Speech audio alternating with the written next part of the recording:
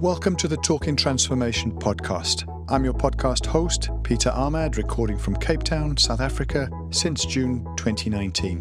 The Talking Transformation podcast provides an open and accessible platform for built environment professionals and interest groups to share their reflections and aspirations relating to the transformation of places and spaces in South Africa. It's intended to be a celebration of the individuals and community groups who are supporting formal and informal processes that are addressing the challenges of South Africa's history and shaping the future of our neighbourhoods and cities. In today's episode of the Talking Transformation podcast, we visit the province of KwaZulu-Natal and consider the relief efforts in support of the severe flooding and landslides that took place there in April of 2022. The flooding saw the death of more than 400 people, thousands went missing, and more than 4,000 houses are estimated to have been destroyed, and 8,000 estimated to have been damaged, particularly in and around the Durban city and surrounding areas. There was also massive damage to infrastructure, roads, health centres, schools, much of the infrastructure significantly damaged by the flooding. There were urgent needs for food, for clean water, hygiene packs and the like. You're going to hear in this episode how some of that relief effort was administered and the logistics behind it. Today we're going to speak to Andile, Wafa and Guy Campbell from Ranyaka.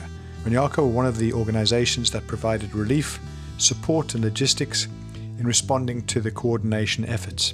We recorded this in Salt Rock in KwaZulu-Natal, little more than 2 months after the events. It is difficult to hear because of the circumstances that both Andile and Guy were involved in and witnessed at first hand, but it also does bring home the scale of the challenge, not only in terms of the relief efforts, but also the rebuilding efforts that will continue on from this point.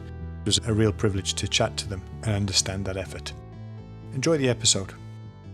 It's just gone 7 o'clock on Friday, June the 10th, and I'm joined here today by Andile Wafa and Guy Campbell to talk about their efforts in response to the KZN or KwaZulu-Natal province flood relief efforts. Welcome, gentlemen. Thanks so much for joining us so early in the morning. It's good to have you here. How are you this morning, Andile? All good? Good, Peter. I'm good. Guy, well rested from last night? Yeah, well rested. Fantastic. Before we get into the specifics around the flood relief in April, Andile, maybe tell us a bit about your background. You're very much, this is your region, this is your home, this is your province. But KZN's had some challenges over this last couple of years. We know obviously COVID had a big impact. Yeah. And then obviously the July riots last year, major unrest, major infrastructure, looting, etc. There was a lead up to this in KZN of issues and trauma within the communities. Tell us a bit about, firstly, your background, and second, how some of these things started to shape up. Well, I was born in Umlazi, KZN, township in Durban. Got involved with community when I was still studying in university, where I was fascinated about the ability to work with people and achieve something that sometimes that is almost near impossible when you look at it, but when people begin to gather around and you do things together, by the time you look at the other end, you're like, shucks, man, we've achieved so much. So for me, that's what kind of inspired my involvement in community, including political activism in university. I was a cost accountant some years ago, not many years ago, but maybe 3-4 years ago, before I came into this space, because I was convinced that something has to change. Professionals had to bring their skills and their knowledge into the community space. You tend to find that most of the time, not in a bad way, people who are involved in community work are not skilled enough. Generally in the township, there's no skills that are being poured into the community space. So that's part of the reason why me and my wife decided to move into Umlazi from Glenwood. We've just bought a house there. We're really serious about living there and working with the community there. So the past 3 years in KZN, man, Peter. Interesting times, yeah? It's been a roller coaster, actually, because I even think I resigned before COVID to go into the community space. So I resigned in 2018, 2019, and then 2020, boom, COVID. I mean, things changed. People lost jobs. The youth level of mental health or stress changed overnight. We've seen people stressed before by not having jobs, but with COVID, that became like a pandemic on its own, that I'm idle. and I can't do anything about it. And hence, right now, the level of alcohol abuse among young people is at another level that is unprecedented. And then the teenage pregnancy element, that idleness again, it's something that we're identifying now after. These are just the few effects of COVID among young people. Among the older, I'm sure people see the level of divorce in some areas, frustration, family conflict. People are not used to staying together for long times. They had to during that time. And then in the midst of that, the looting. We don't even call it the riots. We call it the looting. I just didn't know. We were traumatized as well. My wife has never lived in the township. We had just moved in January. And then in July, this happens. Again, it was pointing to something. It was like you're opening, when you shake a Coke and then you just open it. That's what it was like. All kinds of frustration, all kinds of things that you were sitting there as frustrations. That the events around that time kind of opened that thing. And then it exploded, It kind of gave you a glimpse of certain things that you were not seeing if ever you're working in the community. Both people who are okay and those who are not okay. But we usually say when we talk about this with other leaders, this had nothing to do with poverty. This has everything to do with the state of a human being. So let's not confuse and say looting and say poverty. We were poor when we grew up. We didn't loot. So why people who live now are better off than us then? Why the looting? So there are other things that we need to kind of look at. So it kind of pointed us to that. The floods, oh my God, I don't know. We didn't sleep, me and my wife, that night. Though we knew that probably our house is secured, but we didn't sleep. I was worried about my mom's house because there's a wall there that I was thinking is going to fall. And then first thing in the morning, one of our guys who's an artist calls me and says, Andile, my house was washed away. Everything. We just didn't know how to respond. In the morning, he says, look, everything is gone. Just a wall is left. I had never visited his house, to be honest with you, because we usually are working. Then one of our guys, Msizi, went and took photos.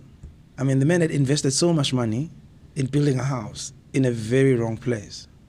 So I have to balance those two things now, knowing that actually the night before, I called one of our guys, a photographer. He lives on the bank of the river. Probably the river used to flow there. Phoned me and said, guys, you guys have to move from there. The way things are, you have to move. These are people you care about because these are your foot soldiers. You're going to call a few of them and say, guys, get out of there. Things are going to happen. Lucky enough, he moved. But everything there was washed away. And some people didn't move on time. And they had to tell us that the next morning.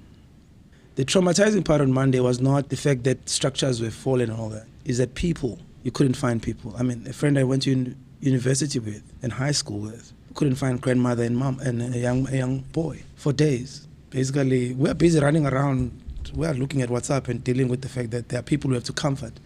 We may not have shown them, but that was other realities in the background that the flood came with, that there was that element of people whom who are losing people or who have lost people, besides losing houses. It was literally a roller coaster in terms of it happening, leave alone how we responded, but it happening. Even now, there are things you can't even talk about because in the room of your volunteers or guys you work with, it affected them in a particular way. And worst of all, some of them are still living in halls. One of our volunteers has been in halls since day one. Not because he has to be there, his house is still okay, but he lives in the area where the thing was affected the most. So most of the people that live there are people that depend on him. So he committed from day one that I'll be here. For me, that's the immediate thing I could think about when you say the flood. The people they have nothing. Yes, they've built in the wrong place. I don't deny that. But it talks of a lot of things. I don't even want to think about the politics of it right now. It's just the being in the moment. And it's probably those kind of things that inspires you to respond. That element of taking it in that someone has actually had a situation that really, really moves you and we have to move. Coming to yourself, Guy, tell us a bit about your immediate observations and thinking when you came to join Andile, Malusi and the team to try and support their efforts. Like some would say, in Belito we considered the cheese boys. It's a wealthy area. Of course there were damages to these areas. And I remember that night where you weren't sleeping, the rain started and it's coming down, and then a tree fell in front of our house. So it caused a traffic jam. So we went out and cut the tree, and I thought that was like, I'm helping so much, you know. We got some cars to go through the road. People thank us, like, oh, we can go home now. But then for a whole day after that, you know, I was already working with Ranyaka, so I saw on the WhatsApp groups that Andile and Malusi were mobilizing, and I just thought, like, you know, you feel a little bit helpless, like you don't have the, you know, it's like I need to do something. So I was privileged enough to be able to join Malusi in KwaMashu. Andile managed the Umlazi, so south, and then Malusi is originally from KwaMashu, so the whole Ink area, so KwaMashu, Intuzuma, Hlungwane, Nanda. And so Malusi calls me his icebreaker because Gikuluma Sizulu Ngani. So he took me under his wing as like a little throw forward icebreaker into each of the places we went to. And it was just, like Andile said, the halls that were packed up with people. There was one hall that had 300 individuals in it, and it was maybe like a 15 by 20 meter hall. It was hard to see. There was a men's section, a women's section, and a place for the children, and no space in between. And we delivered food, but the psychological effects of what happened are so severe. The Ranyaka team just mobilized to become a part of the food relief distribution network. You know, it's not like Andile or Malusi Pride had a job description of, okay, if a disaster happens, you need to use your network to relieve people from the suffering of a natural disaster. But they did it, you know, they had the network. I know Malusi, he used all of his connections and all of these NGO and youth clubs that he's a part of to identify halls, and then we would record numbers in halls. He set out a list, and then we went to sponsors to get food from a central distribution point, which was the Domino Foundation in Durban North. So they do amazing work. They're a church, faith-based organization, and they were the central point for a lot of donors there. Andile, it's a number of people. It's a large number of big donors all coming through there. I mean, on a daily basis, we don't actually know the numbers of how many halls and individuals were getting relief, but we became part of the network that distributed to the Ink area and Andile to Umlazi. Guy makes a really important point there, Andile. There's not a procedural manual, a standard operating procedure that you pull off the shelf. I think, you know, we've seen even government unable to deal with these issues, and that's where this network and partnerships across the NGO sector, across the different donor agencies and so forth coming together. Tell us a bit about this relief effort and how it was coordinated, who some of the players were, and how, as you say, both those formal and informal networks allowed you to respond in an effective and responsive way, which clearly, listening to the two of you talk, that was very much the outcome. It's interesting when people ask us, what does Ranyaka do? We sometimes can't say, because you are like a catalyst in the community as a coordinator. And the big thing about being a local coordinator is building relationships. So this flood situation find us already in Umlazi, having connected with almost 30 non-profit organizations that offer a variety of services in the community. Some churches, some businesses, different people. So when this happened, essentially it was 3 organizations that kind of sat around the table and said, look, let's call our friends and begin to discuss how we're going to respond. Because it was Ranyaka, Sisapegile, and Center for Community Development. That one is run by MCZ, the other one is run by Manzuza. We essentially took a walk around, I think it was a Tuesday. Manzuza has a network of caregivers in the community, so they took us around to actually take photos of places that were damaged. So probably just like our thinking process. We didn't know what to do on the first day. We just said, no, let's go around and assess the damage and know exactly what to prioritize, what we're dealing with. So it was an issue of walking around. I mean, the rail tracks were gone. You literally knew that no more train in Umlazi. And there were shacks which should have fallen on the rail tracks because the people have built on that hill. You know, some people were fixing their spaces that if rain comes back, it doesn't go to the rail track. So that's area controlled by Manzuza. And then we went to halls at MCZ. So somehow the municipality published halls that could be used. in order to respond, you must know who actually has actually left these areas that are damaged and actually went to that place. So we went to, probably drove around Umlazi, checking every hall, talking to every, that day you didn't have a choice. You have to talk to the councillor and say, are there people in your hall? If they are, now you're dealing with people. You need to go check if they're there, because some hall we're told there are 300 people. I get there, the hall is locked. So there are those dynamics as well that you have to deal with. But we came back after gathering the information, probably driving the whole day that day. Not just because you're driving, you're hearing stuff. Your phone is literally buzzing with tons of information. Then we actually sat down. Lucky enough, we had a group that then was created in KZN. It's called KZN Flood Response. Again, Ranyaka had placed itself through Sonia and through Durban Chamber, through everybody. We invited there. Remember, Ranyaka is a Stellenbosch kind of organization. But because of our presence in Durban, we're invited on that platform. And because we're present in Durban, we're doing good work as well. I mean, Sonia has been amazing in the background. We literally didn't have to think of the donor side of things. She was actually managing that world such that we don't have to. By the time you go and submit a list to Domino, Sonia has done the background work in terms of who we are, what we do, what is our network, what is our need. So there was submitting of information to Sonia via your phone so that it can be communicated to the donors that are there. There's that level of coordinating information. So there's that checking with the organizations. That information was submitted to 23 organizations showed up in our meeting to say we are raising our hand, we want to help. I think 6 decided to actually say we're going to be centers for relief. 3 went to 3 halls that were happening in Umlazi. 3 were going to cook for people who say, I'm not going to the hall. My house is still intact, but everything is washed away. There's no food. So there are people who are affected in a very interesting way.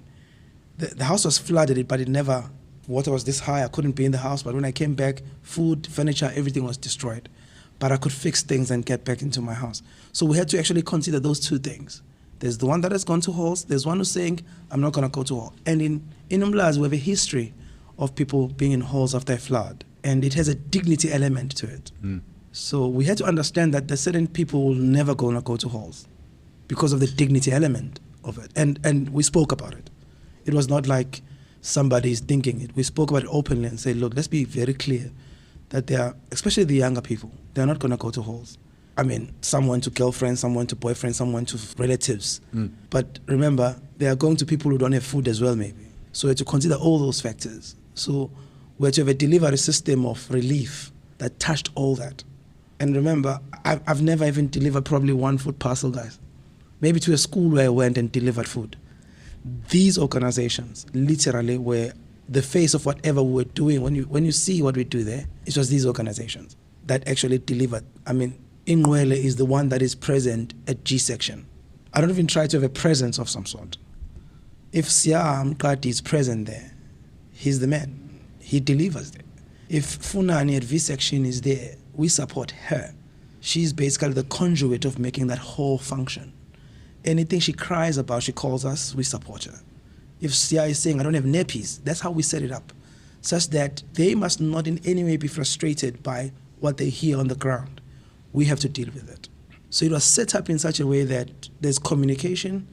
If we needed data now, like recently I needed how many kids are in halls. I just communicated to 3 of them. I got the data. So it was set up in such a way that it becomes seamless. So that if ever Unilever says, I want to deliver something like this, I say there's Mkati in G section, ask for him when you're there, he's the person in charge there. So for us, it was taking advantage of those relationships and also the fact that we've been relating. It may seem like talking, sometimes as Ranyaka we have a lot of meetings, but it was those meetings and those talkings that kind of made these guys warm to the process of actually saying we're going to work. So when I say I'm going to Domino, I need a truck, I need a van. There may be complaints, but they give me that. I think they gave me that van twice, though there was a cry, but they had to trust me with their van. So it's that kind of world that was built to respond. And for us, then government began to depend on that. When they came, when the Department of Health came, Home Affairs came, it was those guys again they went to. Because those are the guys who had the data, who had everything that is needed in the hall.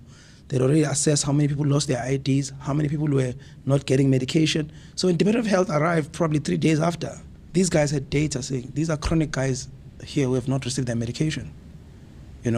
here's the list. It was amazing to see them do that. And out of that, we basically, after a few days when things had calmed down, decided to form an Umlazi Community Development Trust with them.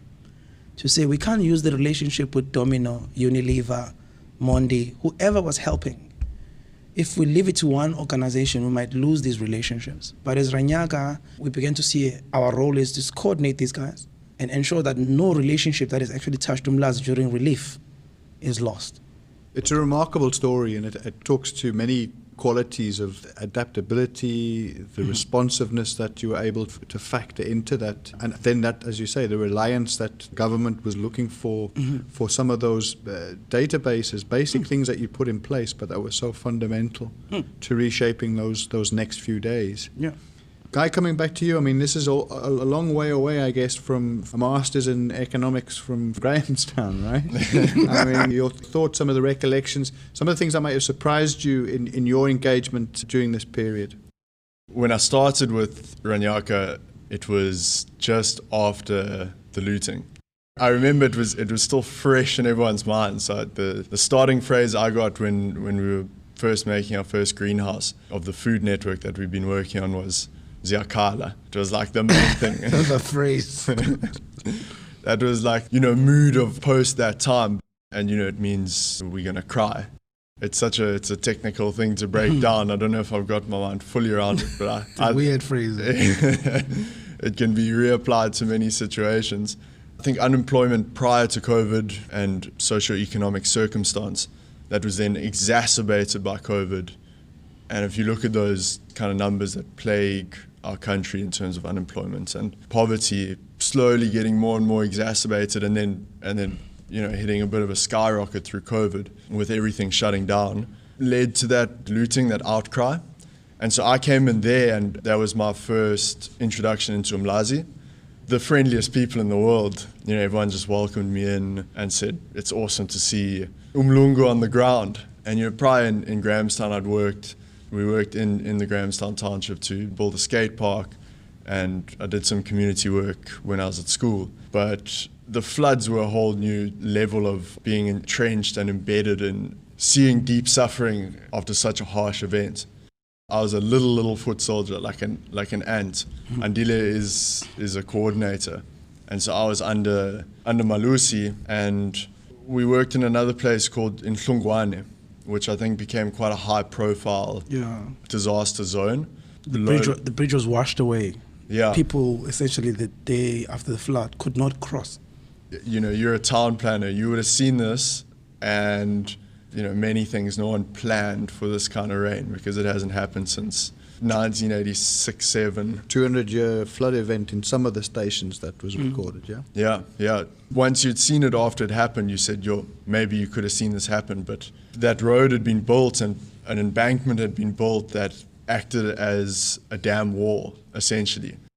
The shotgun drainage system got blocked up, and then it filled up 3 stories worth of houses. One of the ladies we were in connection with there, who has a daughter, she said they woke up, they noticed there was water on the floor. She ran up, she made sure her daughter was part of the crowd, and then grabbed some of her things and, up the hill they went.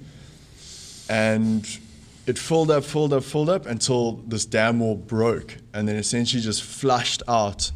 And took houses with it. Houses, cars. There was a car there that was still in the garage, but it was completely tilted on its side. It's like you'd seen the car floated up in the garage and then come down on its side. It was insane to see, that kind of devastation. But that lady, Fundi, also lost her daughter. Fortunately, she just lost her for the night. So she got swept away and found down river, and she got her daughter back. But you could see the trauma between her and her daughter, and she said her daughter wakes up every night saying, when is the rain going to come back? I mean, it's on another level. But the resilience, the strength of these individual communities is incredible. Andile has, a tight network in Umlazi, and Malusi had the same going on. We worked through an organization called Gugu Dlamini Foundation, run by Mandisa Dlamini, and she has an awesome story herself. Her mom was a great advocate for HIV and AIDS. and was one of the early individuals, I think, in the 90s or the 80s to say, she came out in her community and said, I have HIV, I'm not ashamed of it, and she got stoned to death. But they have an amazing foundation there, which, you know, was centered around HIV and AIDS awareness, and they also got transformed. Ranyaka, the Hollywood Foundation, Food Forward, all equipped them with cooking equipment, and they were putting meals out to 17 halls.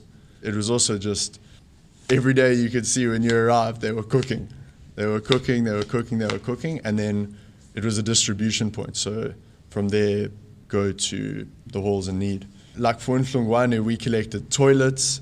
We did a lot of handiwork ourselves. So one of the main things I think with community work in general that I've noticed with our greenhouses, with whatever you do, is you start with the immediate crisis reaction, and then a system forms, and then the system begins to run itself. You know, once you've identified, and you don't even need to identify them, they put their hand up, and leaders emerge, and people willing to work emerge. You know, the crisis responders can eventually or move away slightly. You know, so that they, like Andile can move back to, he has a job, a family, another mandate. Recovery phase. Yeah. And then there's still doing that work. It carries on. It's. I think the idea was we more importantly begin to drive towards empowering. We really needed to drive towards, for this thing to really work. Like, for instance, I got sick around about 6 weeks into this. Literally got sick. Now, if we didn't set up the system, it would have been, because Andile is not around, we can't get what we need. Because there was a system around, it was a matter of making a call and say, so and so is coming on my behalf. And that's that. But also maybe going back to what Guy kind of noted a bit around the issue of trauma, we still haven't really dived into efforts around understanding the trauma that the people suffered. We haven't, to be honest with you. Also because in their mind, what we discussed with the guys, we're saying, look, how do I come and discuss emotional health when the person is concerned about where am I going to live next? Your response right now is not in that person's mind. This person is saying, I'm living in a hole. I just want to know I'm going to have a place to live probably 2 months down the line. So there would be probably in future a need to get into that. And there are partners that raise their hands as well to say, we do have hours as psychologists that we have to provide, like pro bono. We would like to do that. But also the amazing part was the ability of corporates to respond to what we needed. There's a day where I didn't need food. I wanted nappies. I wanted baby food. So if ever you're saying you're going to give me a food parcel, I'm like, this is not what I want. In halls, I have babies that haven't had food. Or a mom who's HIV positive, who's beginning to resort in feeding the baby breast milk, which she shouldn't. There was that element of, like, Hollywood Foundation saying, you do what you need to do, making resources available so that we can get those things. That was amazing to actually see partners do that, because sometimes some partners will give you what they have. Which is not necessarily what you need. That's not what I need. So we were very happy with partners who adjusted to the need that has been assessed on the ground. But also the work continues. I mean, the amazing story that I could tell you right now, the principals in Umlazi from ECDs, they actually put a fund together. Remember, it was Child Protection Week last week. So they put funds together to do a fun day for the kids in halls. So tomorrow, there's a fun day. They just said, we just want to relieve those moms for a day as principals of ECDs. Let's go take care of their kids. Let them have fun. Let them probably forget that they're in a disaster environment for a few hours even. They collected money. They will be feeding them. They'll be bringing jumping castles. Sports will be played. We are just donating tables for kids to sit in going forward.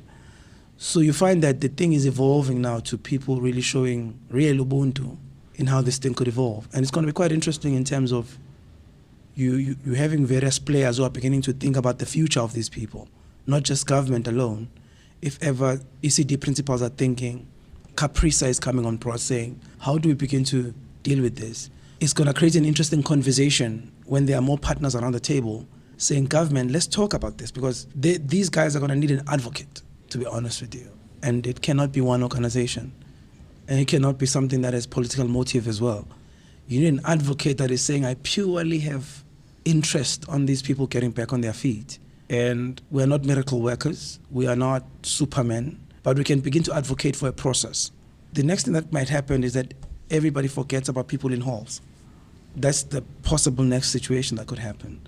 My hope is that that advocacy, that could be the next phase. The advocacy element of saying, how do we advocate for these individuals that have been devastated, that they somehow find a place to live, they somehow find themselves dealing with the trauma. And also they then become part of the development process of also being part of the story of shifting Umlazi, shifting Inanda, shifting Kwamashu, shifting Tuzuma into a community that actually cares. For me, that's what I really would like. I think that's a fantastic place to end the conversation. I want to thank both of you for taking the time this morning to share some of this, and I'm under no illusion as to how difficult it might have been to revisit some of this so recently. So thank you for taking the time, and most importantly, thank you for your efforts and for that collective effort and for what you did for the communities. It really is appreciated. Look forward to picking up, as you say, Andile, maybe some of those frameworks, some of those lessons learned, a subject for another conversation in a few months' time when we see what the outcome is. In the meantime, have a fantastic rest of the day. Thanks for your time and all the very best to you and your families. Thank you, Peter. Thank you, Pete. We hope you enjoyed this content of the Talking Transformation podcast. Please feel free to give us feedback via our Twitter platform. That's @TalkingTransfo and the number 1, or alternatively via our email address talkingtransformation101@gmail.com. Thanks and recognition also to Tribal Need for allowing us to use their track Flags as our introductory and closeout music on this podcast.